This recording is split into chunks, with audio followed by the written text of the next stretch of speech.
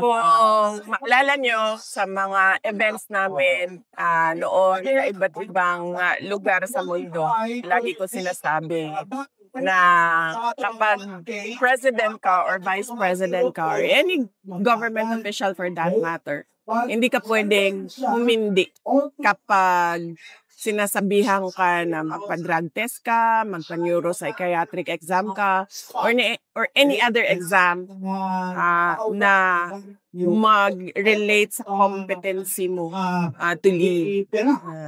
So, dapat kapag merong challenge na ganyan, ay isubmit mo kaagad yung sarili mo for drug test. Naniniwala ka ba na gumagamit talaga yung first fund? Bigyan natin ng lahat ng mga nakasama nila sa mga parties nila nagsasabi na gumagamit sila ng dose.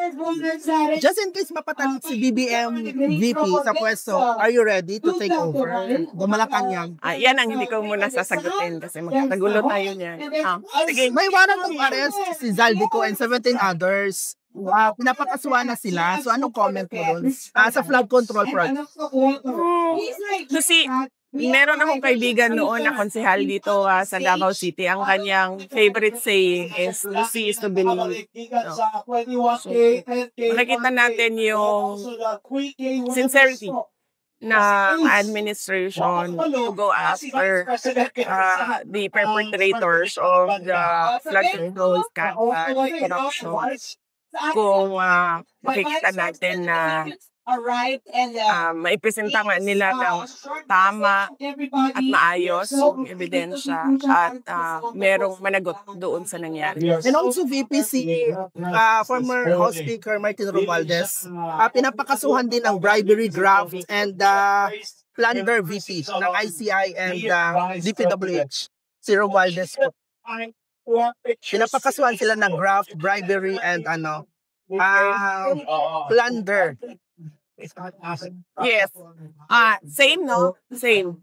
Sa lahat ng mga sinasabi ng administrasyon na kanilang kakasuhan at ikukulong ay to see is to believe. So, makikita natin ang sinceridad nila kung totoo nga merong managot dyan. Dadalo ka ba sa OVP budget? Yes, oo.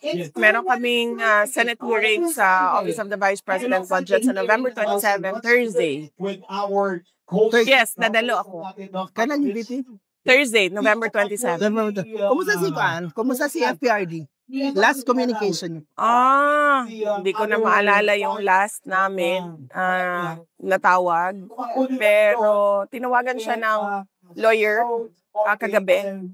Lalo na nung lumabas yung balita na nakita siya unconscious sa kanyang kwarto.